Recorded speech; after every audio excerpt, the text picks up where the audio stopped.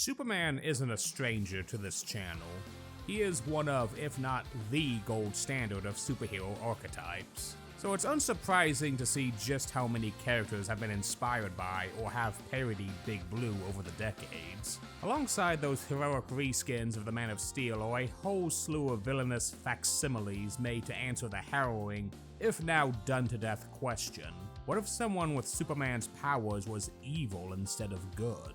Supes has had many noble understudies and malicious mockeries in his almost a century of existence, and today I've got two of my personal favorites from both categories on the table. My Hero Academia's symbol of peace, the loud and lovable All Might, and Invincible's coldly alien juggernaut, Omni-Man. While these two titans are polar opposites in every possible category, they are both connected by their shared parentage to the Big Blue Boy Scout, and we're gonna look at what they share with the last son of Krypton, along with what makes them their own characters past his very long shadow. Hey team, Phantom Skull, the Super Security VTuber here, and today we're looking at my personal favorite good and evil homages to Superman to analyze their shared inspirations and what makes them stand out in this very dense super parody crowd. So let's go beyond and get ready to think, Mark, think about these Men of Steel.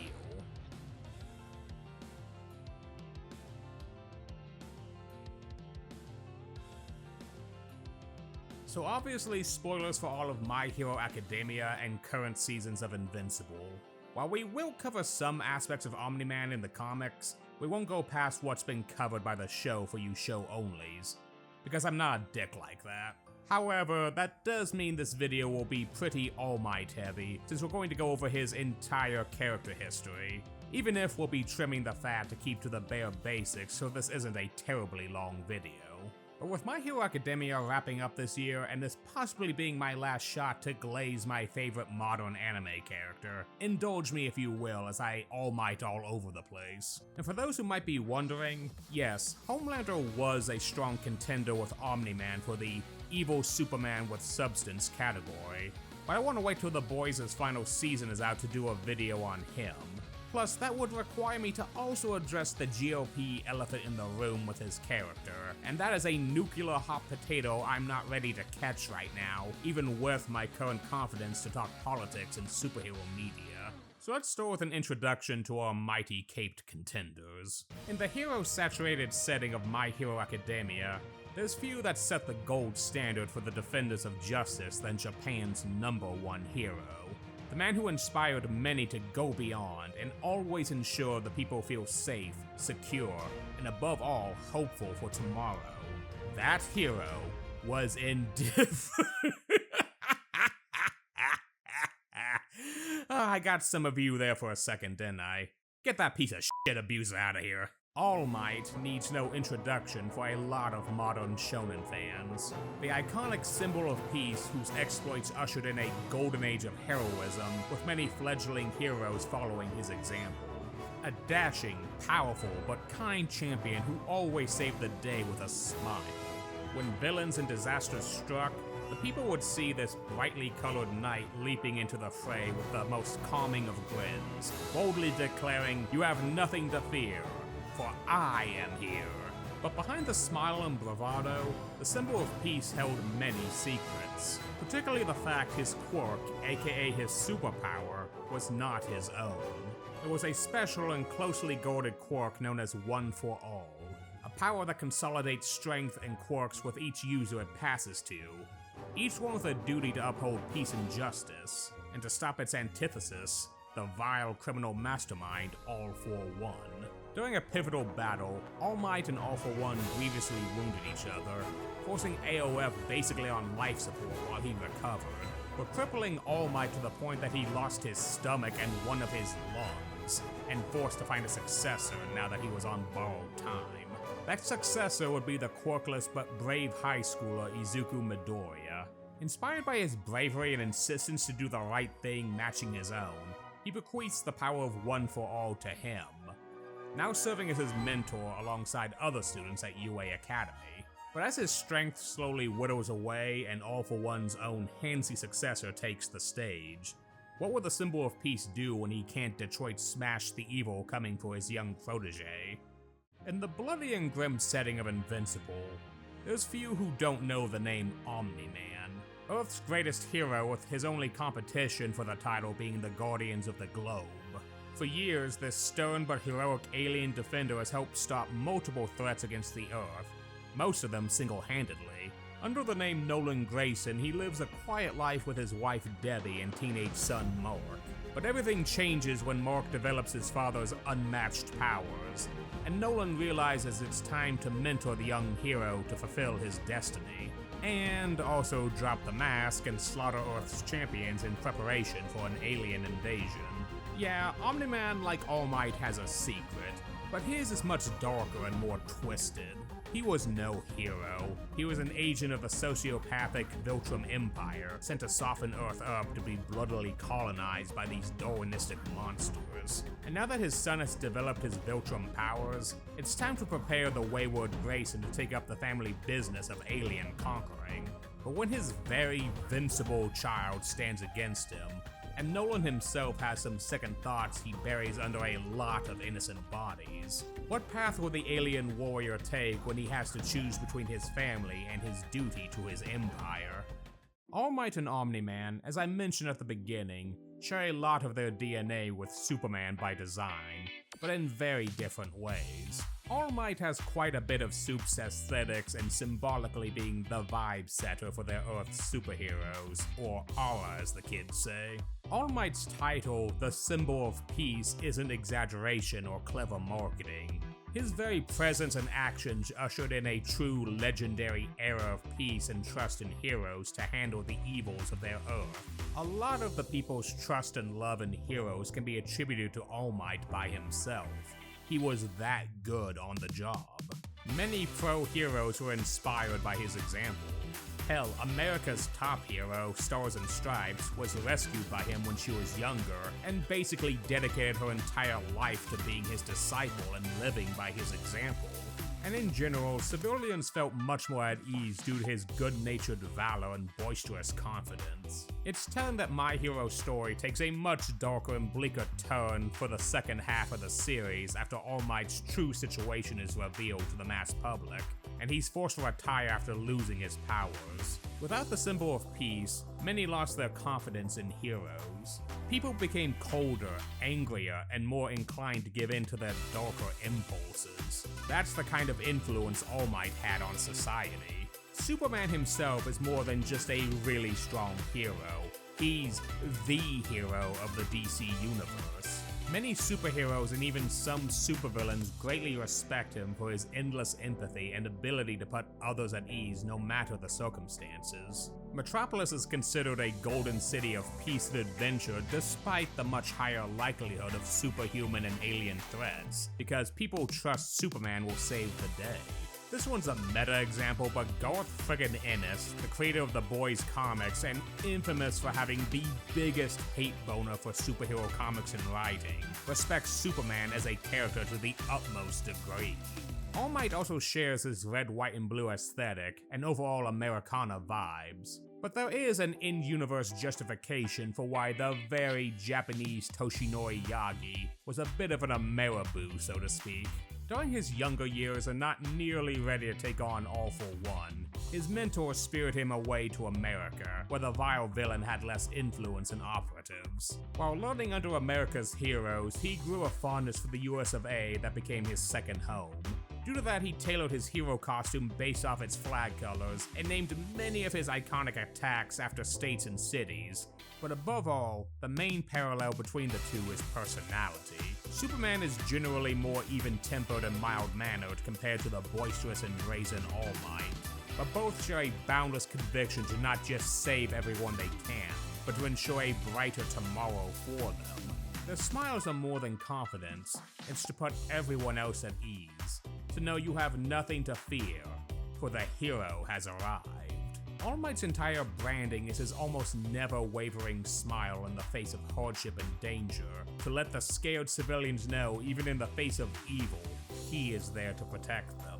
When All Might shows up, everyone feels at ease. Does your character have that basic bitch shonen aura? Get that shit out of here. We're all about the hope aura. For Omni-Man, his connections to Big Blue are more tied to his status as an evil bastardization of his entire mythos. Now, evil Superman are admittedly a very dime-a-dozen concept at this point. What makes Nolan stand out in the crowd beyond the depth of his character arc is how much his story focuses on the alien aspect of Superman's mythos. The Viltrumites are an unsubtle parody of Soup's race, the Kryptonians, if they had the murderous warrior mindset of the Saiyans taken up to 11. Nolan is the only evil Superman who fully and truthfully focuses on the inhuman aspect of Superman. For Clark, his main theme is how he is an alien, but still one of the greatest examples of human empathy, kindness, and courage, in contrast to his very human but also monstrous archenemy Lex Luthor. Nolan wasn't a baby raised by honest farm folk in Kansas. He was a 100-year-old adult when he came to Earth. Nolan shares his people's sociopathic alien mindset, but learns to hide it better than most. I just want to know why. Every one of the Guardians risked their necks for you, over and over again. I never needed their help. They were weak. They were your friends. At the start of the series, he sees almost all non-Viltrumites as lesser beings, giving them the same consideration as a stray gnat or a fly buzzing by his face. That's perhaps the most harrowing difference between the Man of Steel and the Man of Stash. The godlike being with endless empathy for all, compared to the unstoppable demon without a drop of it for any other living being. Allegedly. We'll get back to that. Let's talk powers next. Omni-Man is probably the most bog standard since he basically has the stock super copy powers. Incredible strength, speed, senses, flight, near invulnerability, etc. With all of the categories maxed to rank S due to how overwhelmingly bullshit Viltrumites are in Invincible's setting. Add in centuries of brutal combat training and battle-hardened experience, it's not an exaggeration to describe him as a sentient walking nuke with the levels of mass destruction he's capable of. I've mentioned before about my feelings on Viltrumites and their boring hype and aura moments ass characterization, along with the only thing of note about them being sociopathic supremacists who can back up their shit talk. Along with how much like Dragon Ball has an issue of the story boiling down to Saiyans and everyone else, Invincible has a similar issue with Viltrumites and everyone else. With some exceptions. Nolan is someone who was respected by most of the currently seen Viltrumites. He was a legend amongst them. It's telling that outside of other Viltrumites, the only other threat that could actually stand a chance against him was the first Guardians of the Globe, which is why he opts to sneak attack them and take advantage of their superhero codes to slaughter them before they wised up. People in retrospect give the Gen 1 Guardians a lot of flack for Omni-Man soloing them, but there's a few factors that are skipped over. Omni-Man, the proud Viltrumite warrior, set them up with a sneak attack to initiate the fight, and took advantage of their working relationship and superhero mindsets to have them falter about going for killing blows until he whittled their numbers down enough to finish them off. However, it should be pointed out that the Gen 1 Guardian still put his ass into a coma. However, it should also be noted that they were Earth's best defense against things like him.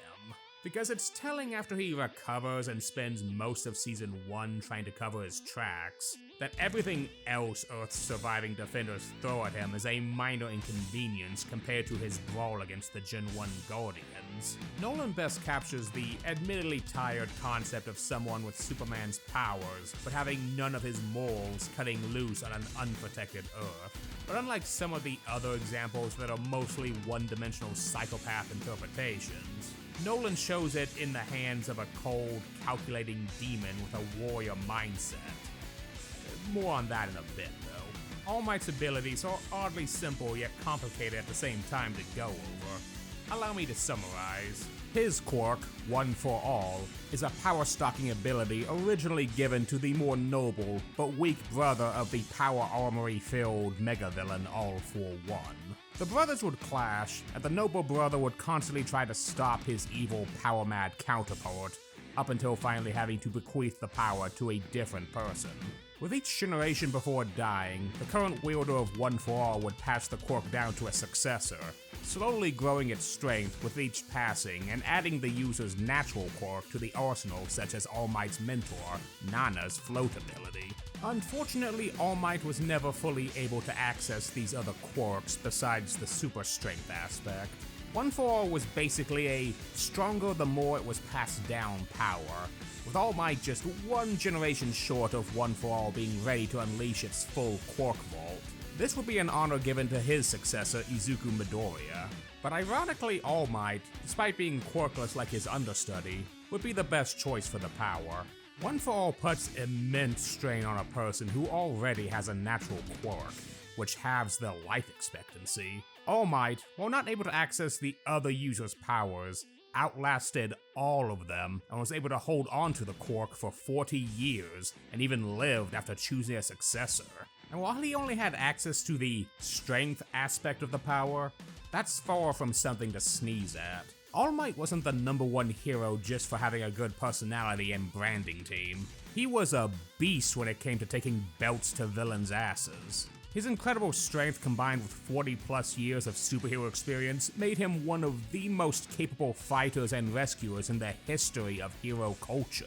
He was one of the first One for All users to actually land a grievous enough blow to the demonic All for One to take him out of commission for half of the series before recovering, though it came at the cost of All Might himself having to prepare his retirement plans. But even with him missing a lung and his entire stomach, and only able to use his powers for 3 hours before needing to rest, he was still strong enough to maintain his #1 hero status until his rematch with AFO burned what was left of his connection to the power.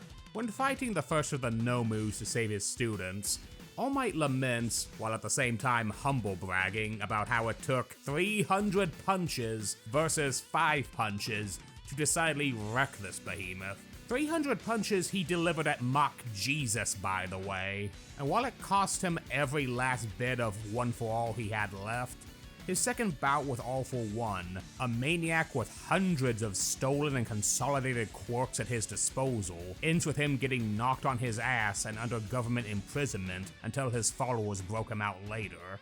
Despite his bullheaded and macho nature, All Might was far from a meathead. While not as analytical as his protege, he is a quick thinker in the field and knows how to maximize his powers to deal with villains and save others while causing as minimal collateral damage as he can allow. His role as a teacher would show him quite skilled at training Deku and the other Class 1A students in thinking on their feet as well as honing their quirks, while also picking up a few new tricks from them as the endgame will show. Outside of hyping them up and teaching them out-of-the-box thinking, he wasn't a good overall teacher, as Eraserhead would constantly needle him for.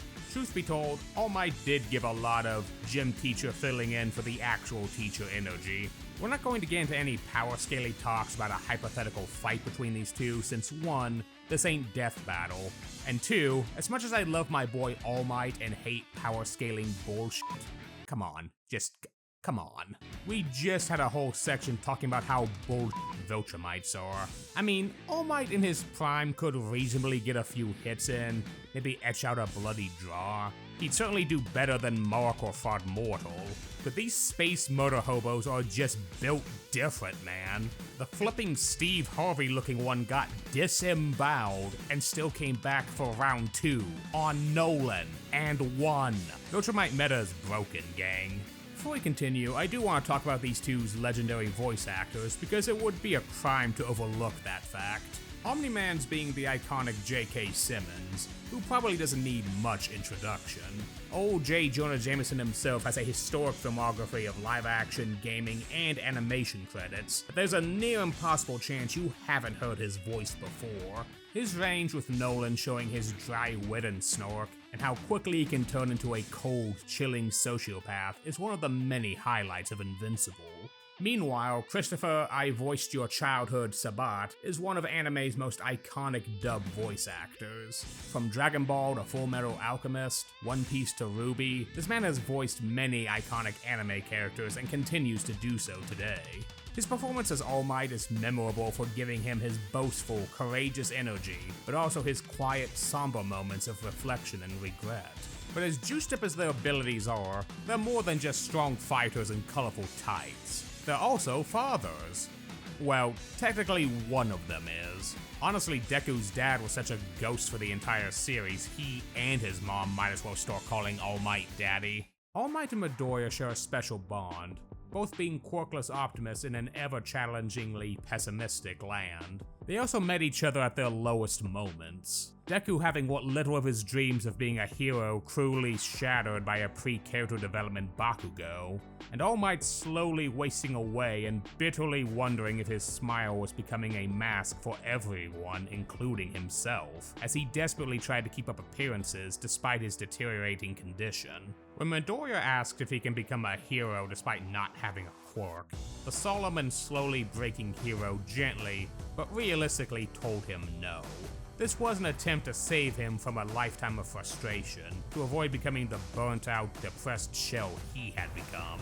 But when a still recovering All Might saw Deku, no powers after his hero told him to give up on his dreams, rush in to do whatever he could to try and save a classmate, the same classmate that told him to end his own life over his dreams of becoming a hero, All Might saw something he lost in his depression. He saw himself, and the same earnest drive to help everyone no matter the cost. He saw a new symbol of peace. Ignoring the internal screams of his body and the fact that this action would have his already deteriorating time to use his powers, he would lock in and save both boys, and after the incident finds Midoriya not only to affirm he could become a hero, he would become a hero. The hero to succeed him. All Might had found his successor. He trained Deku both physically to harness the power of One for All without destroying his body, sort of, and also inspired him to adapt his analytical way of thinking into a quick-on-his-feet skill to be able to figure out multiple enemies' strengths and weaknesses without leaving himself open to attack. The two would inspire each other to always go beyond and continue improving not just as fighters, but as shining, brilliant heroes. However, All Might has a bad habit of projecting himself too much onto his protege and overestimating his limits. While All Might grew accustomed to being able to use One for All at 100% instantly, Izuku received grave injuries when he did so.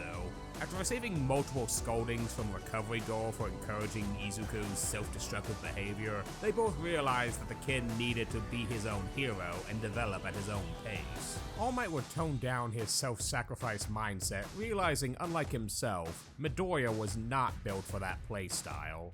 So he'd switch gears to having Midoriya learn from multiple other heroes in his contact list. The resourceful boy quickly adapting his own way of harnessing One for All, including figuring out how to access all of the other stockpiled quirks not even he could use. The pseudo-father and son would continue to grow as they faced more and more struggles and opposition, although their greatest struggle would come after the disastrous Paranormal Liberation War arc, and All Might's own existential depression, as we'll cover in the final segment. Overall, Deku and All Might were in many ways kindred spirits. They were both quirkless people who, in spite of their lack of ability, wanted to help people. Neither had a resentful bone in their body, even for the quirk-blessed who mocked them for their lack of. However, don't mistake either's empathy for weakness, because both were willing to Detroit smash your face in if you were an irredeemably evil type like All for One. But above all that, the two shared the same dream of not just fighting crime, but inspiring others to do better, and to be better than the villains of their society. They wanted to be a hero others could look up to, not for fame or fortune, but to inspire others to always do the right thing. I guess Captain Beefcake here isn't the only one with a low Superman in him. While both would need to confront their problematic self-sacrifice mindsets later on, both would be each other's rocks during the tsunami of villainous problems and near-societal collapse that would happen in the final arcs of the series. And even if they weren't family, this teacher and student dynamic duo might as well have been. All Might and Deku saved each other from their own despairs, and pushed each other to always go beyond, plus ultra. Definitely more than Deku's actual dad ever did, working overseas for 15 years my ass. Omni-Man's relationship with his son Mark, aka Invincible, would be, lot more complicated. When the story starts, they seem like a normal, happy family with Debbie. Nolan is an ideal husband and father, and encourages his slacking but well-meaning son to apply himself.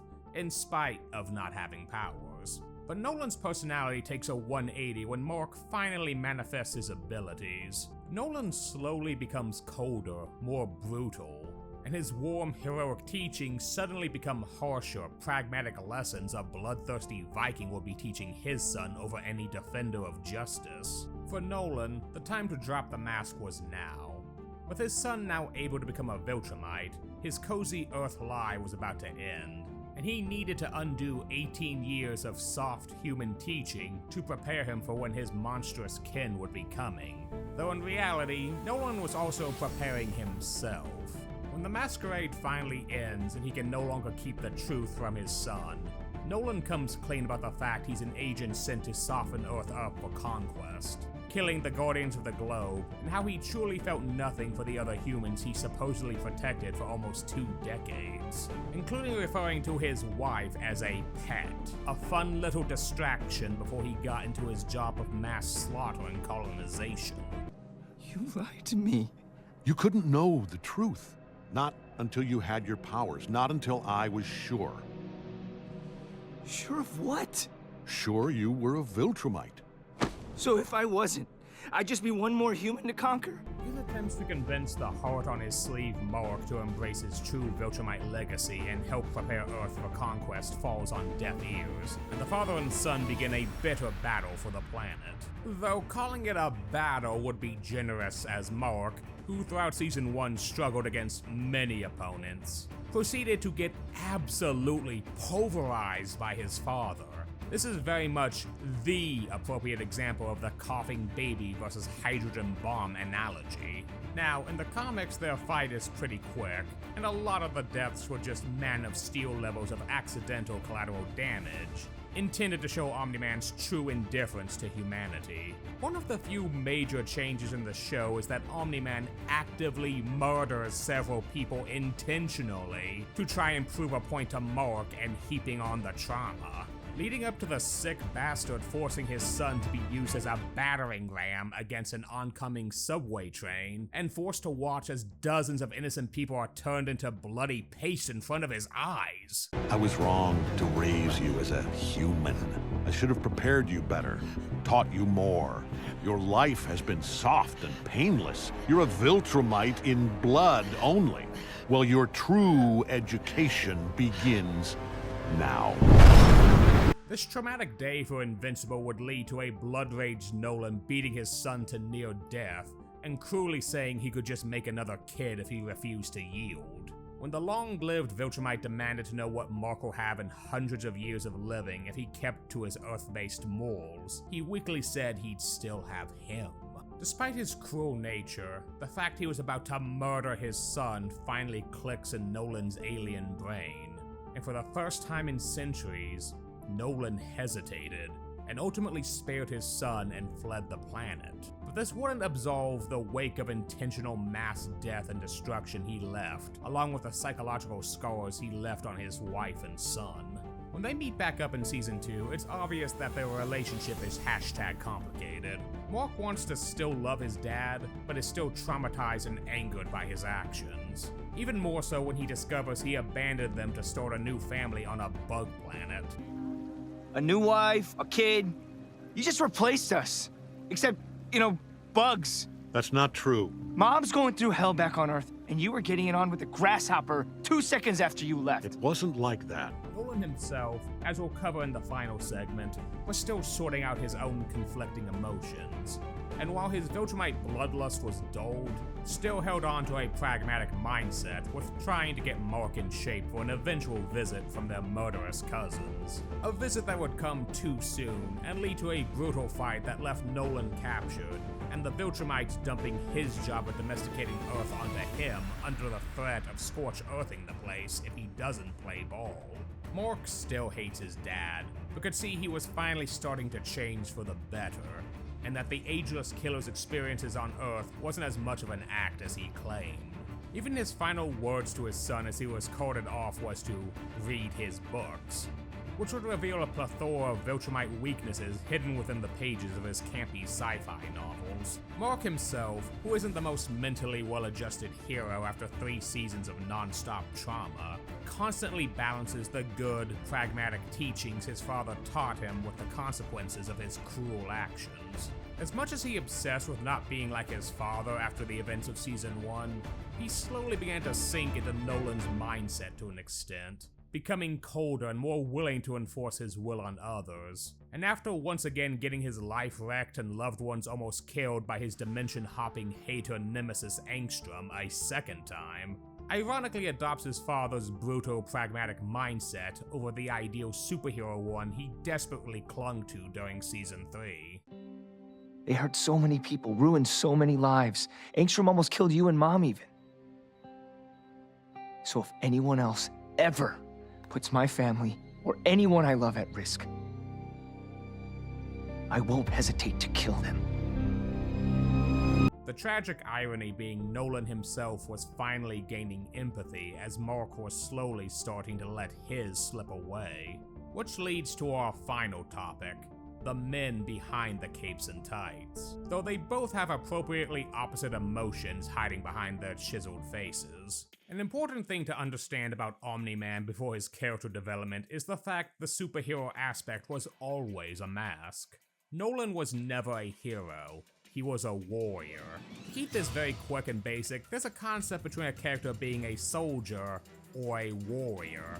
For the sake of simplicity, superheroes will fall under the soldier category for this analogy. Soldiers are principled, generally guided by morality and maintaining order, and showing restraint, and generally consider lethal violence a grim task that needs to be done and left as a last resort if possible. A warrior, on the other hand, is someone only guided by the might of their own strength, scoffs at concepts like morality and ethics, and relish the honor and glory of blood and combat, particularly to the death. Depending on the writer and your own philosophy, the warrior mindset can either be a complicated but noble code of honor built for pragmatic settings, or a flimsy excuse from bloodthirsty psychopaths to justify their cruelty and sadism. Viltrumites are a race of that warrior mindset taken to a bloodthirsty and we were never humble to a point of self-reflecting extreme. And this was something Nolan was proud of for centuries. He was never a superhero.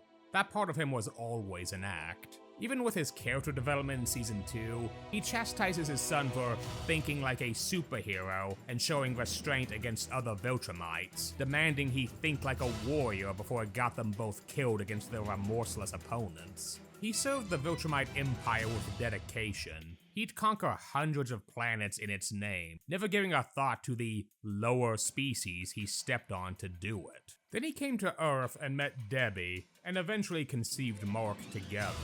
While it was all a cover, his experiences on this blue planet slowly changed him. Just not enough to fully abandon the Viltrumite ways yet. I mean, why else would he hide Viltrum's few weaknesses in the stories of his sci-fi novels?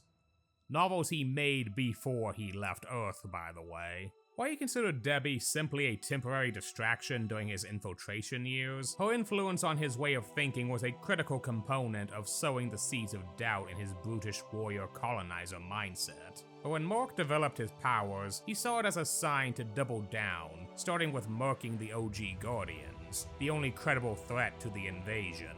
His harsher training on Mark and his savage mass slaughter during his lesson with him in the Season 1 finale wasn't just trying to prove a point to his son.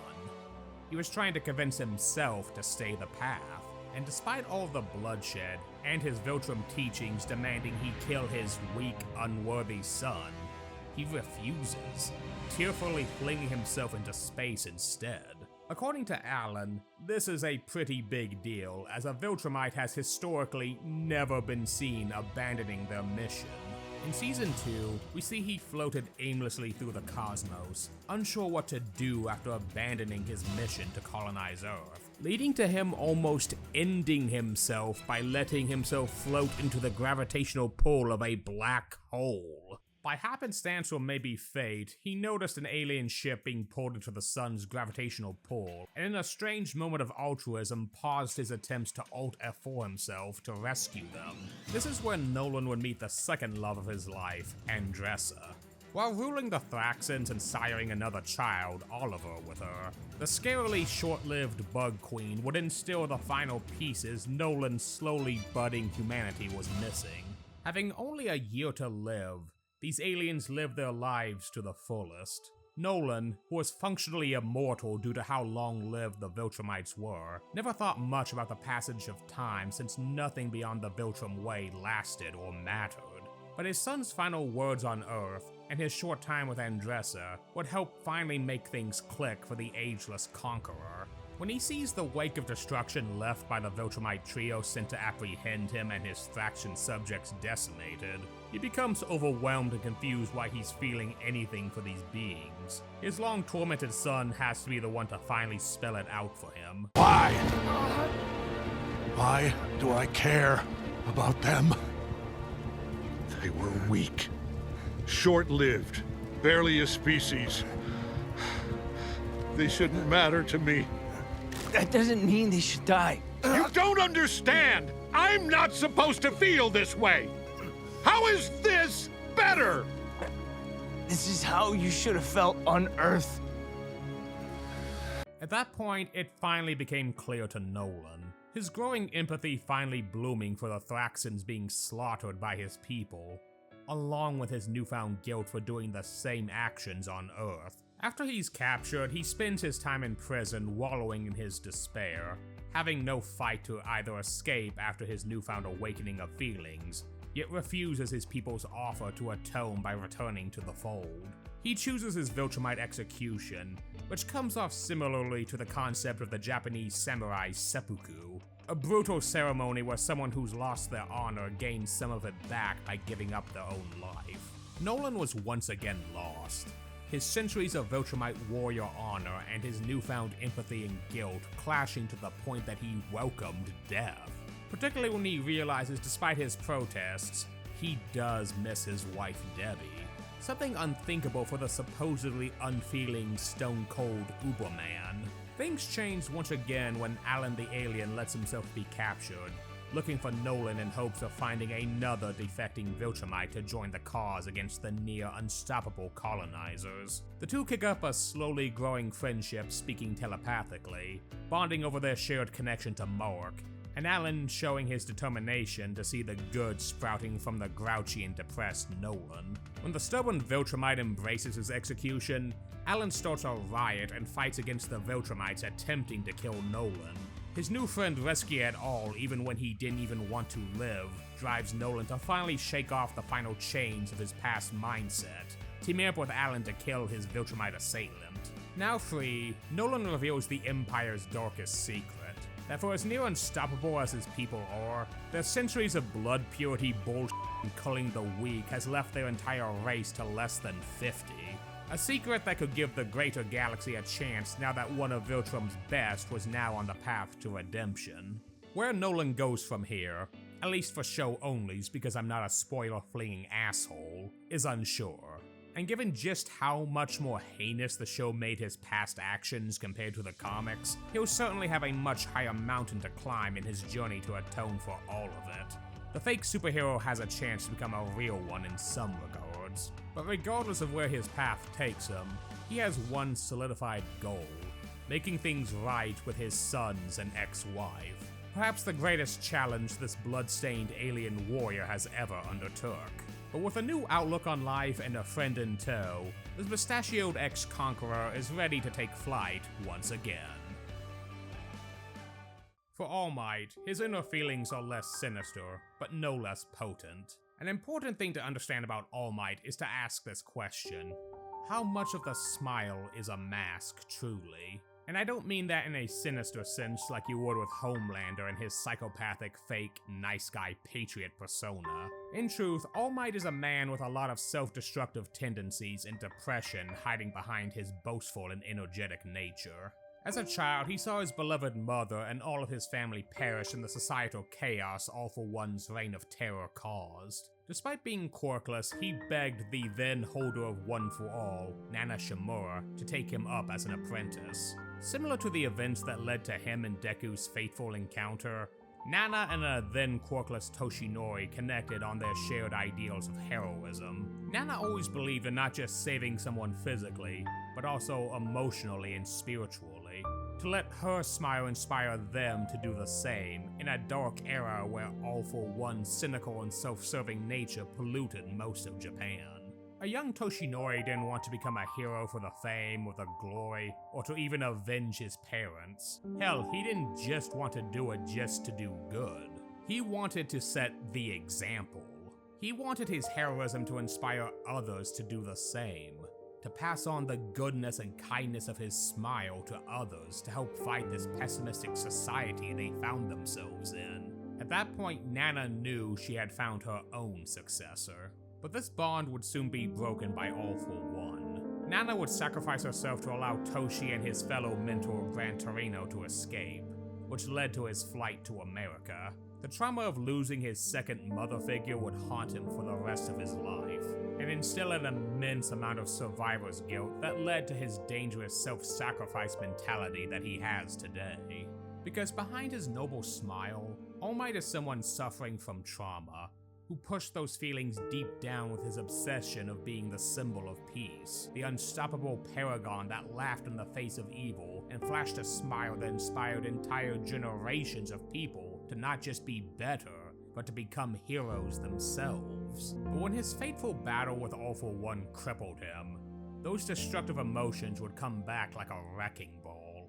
His hope was rekindled thanks to Midoriya, but his deep-seated emotional problems would finally come home to roost after his second rematch with the vile mastermind saps out the last of his grip on One For All, and the entire world coming to learn the symbol of peace was no longer the unstoppable hero they knew and loved. The Golden Age under his powerful watch was a double-edged sword, as his presence was very much a load-bearing for the entire hero society. With All Might gone, many started to whisper doubts about the security the hero supposedly provided, and villains rose out of the woodwork due to the knowledge of Japan's #1 hero no longer in service, not helped by his replacement being this flaming asshole.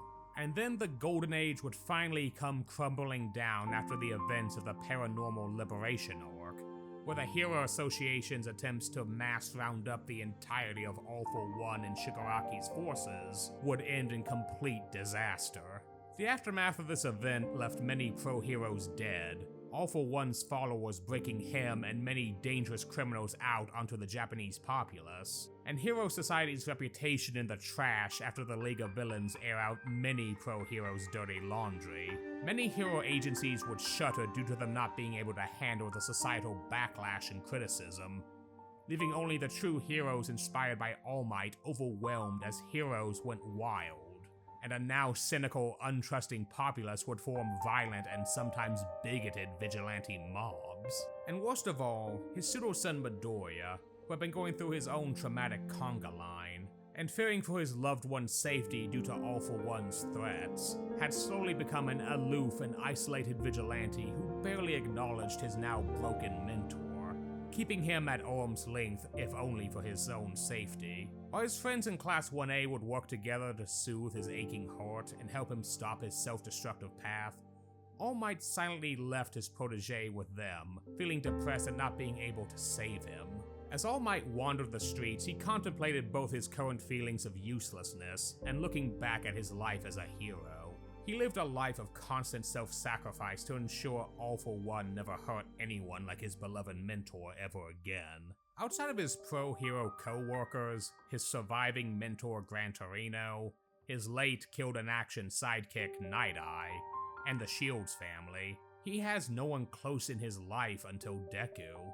And deep down, he had to wonder if the smile he flashed meant anything, as behind it was just a sad, broken man whose entire legacy was falling apart all around him. As he berates himself while looking over a vandalized All Might statue, he finds himself confronted by the insane hero killer Stain, angrily demanding he take that slight against All Might back.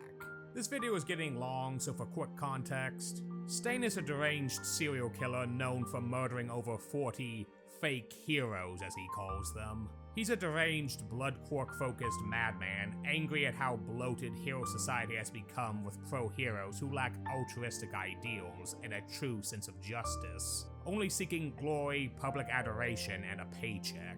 Funnily similar to my trivia about hero hater Garth Ennis's respect for Superman. Stain refuses to believe this sad sack husk is All Might despite his insistence, and ultimately All Might disregards the threat of such a dangerous man, feeling that defeated, and wondering if he had accomplished anything or could do anything useful now that he was powerless. Wondering if he really made a difference for all of his sacrifices. Stain was having none of this and grabbed the depressed ex-champion to show him the moment that changes everything for him. A young girl had approached and was cleaning up the vandalized All Might statue.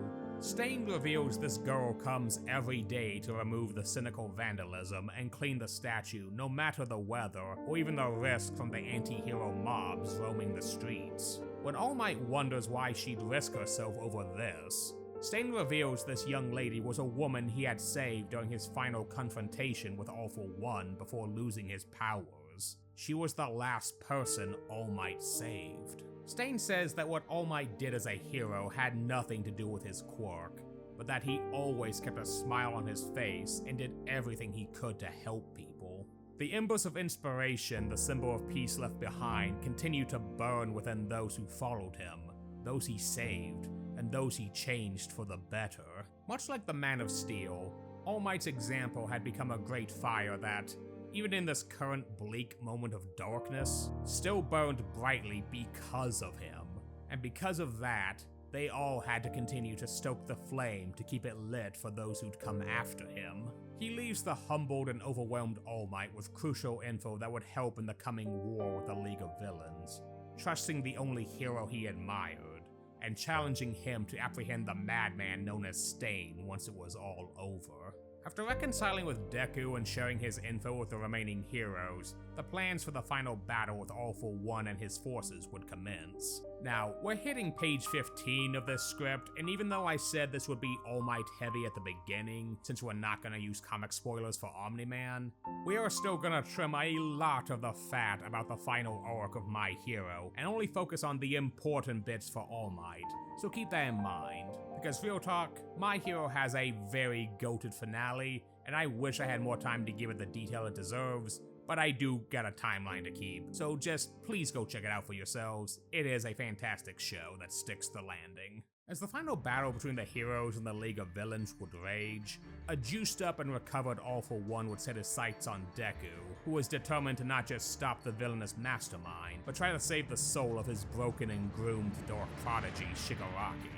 With most of the other heroes either down for the count or busy fending off other villains, things were looking bleak. But they had nothing to fear, for he was there one last time. Using advanced tech from his god niece Melissa's shields and basically draining his vast fortune to ensure it was ready on time, All Might confronted his nemesis in an advanced suit of power armor. While Mecha All Might was a pale imitation of his former power, it was decked to the nines with multiple advanced weaponry made to mimic the quirks of his students, and piloted by a man with 40+ years of combat experience. And above all Might stepped into this battle knowing he wasn't going to win. He just needed to keep All-For One at bay long enough for Deku to finish the mission. Despite the villain's arrogance, All Might knew All-For One hated him more than most of the other One-For-All users, having been the biggest pain in his path to global dominance, and being the first to wound him so severely. Hell, his choice of turning Shigaraki into his understudy was pure spite due to it being revealed that he was the abused and lost grandson of his beloved mentor Nana.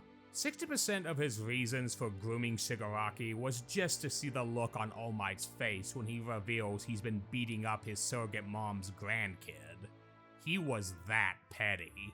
All Might knew it would be easy to keep his attention. As the final battle raged, he continued to frustrate the near unstoppable villain with his gadgets and continual rage baiting, infuriating him with his trademark smile and laugh. The entire planet seeing the symbol of peace's smile protecting them in one final stand. But as the suit would reach its limits, All Might would prepare for death, ready to use one final trick to try and take AFO with him. But the final boss will deny him his blaze of glory ending, and instead plan to brutally execute him with the entire planet watching the symbol of peace fall in the most inglorious of ways as a final screw you. All Might had lived his past 6 years with a foreboding prophecy from his late Future Sight-powered sidekick, Night-Eye, that he would meet a gruesome end by a great evil. For Night-Eye, his predictions are almost always absolute, and no matter what he did, couldn't change fate. That is, until he met Izuku, but all seemed lost as nobody, not even Izuku, could make it in time to save him. Everyone on the planet watched helplessly as All for One prepared to gleefully kill the hero they believed in, guaranteeing the death of the peace and hope All Might stood for. That is, until everyone's favorite recovering asshole Bakugo woke up from his own near-death experience and said, "Nah" to that. Working with Izuku, the edgy explosive hero would save their shared idol in the nick of time. As All Might faded in and out of consciousness, he would see a specter of his fallen sidekick, who chastises the old hero for trying to die on everyone when he has a new challenge more dangerous than a superhero: to live for Deku, Bakugo, and everyone else. Finally, the lost hero found his conviction to live again for the boys who changed fate. After this, all the old champion could do was use the last of the armor to protect his student, finally passing the torch to him, Deku, and the others to finish the fight. Ultimately, that was a core theme of All Might's character arc, and something that was paralleled by the vile All for One. Both were representatives of the best and worst of previous generations. But as powerful as All Might was, the time had come to pass the torch to the next generation. Unlike All for One, who considered himself a god that could never be replaced, and spitefully clung to life and relevance by planning to groom his understudy Shigaraki as a new body for himself, All Might understood his time was up, but that his actions, his benevolence, and his empathy inspired countless others to spread his positive heroism to others. He did what he could to teach them the best path, but gracefully stepped aside for them to take the lead. Ever since that day, kid. Since that day, you've been the greatest hero that I've ever known. And thanks to his sacrifice, he bought enough time for Deku and the gang to end All for One's reign of terror once and for all, and saving Shigaraki's soul before passing on himself. Although it came at the cost of losing One for All, Deku, his beloved student and son, had ended the villain's nightmare and ushered in a new era of peace. Years later, a now fully retired All Might spent his days as UA's vice principal, embracing his new life as a teacher, much like the now adult and quirkless again Midoriya. But in spite of this, he had one last gift to give his former student, being the one to present him with an advanced suit of armor designed specifically for him, to allow him to finally return to pro hero work. All Might proudly handed one final torch to the young man who would still be his successor, encouraging him once again to go beyond and be the greatest hero of them all. As All Might saw his student take flight once again, he knew he could finally rest. While his story ended, he did it on his own terms, and lived to see the burning passion of heroism he strived for in society shine brighter than ever under Deku and the new generation's watchful eyes. The symbol of peace could finally smile for himself, knowing he did all he could, and it was their turn, and he couldn't be prouder. All Might and Omni-Man are more than just parodies of Superman. They are both the gold standard of his best and worst qualities. Omni-Man was a nightmare that fully realized the weight of Superman's powers in the hands of a heartless being. But what separated him from the many one-note psychos in the evil Superman catalog was his vast and complex character development. He was a man of steel who lacked the wholesome and empathetic upbringing of the human Kents.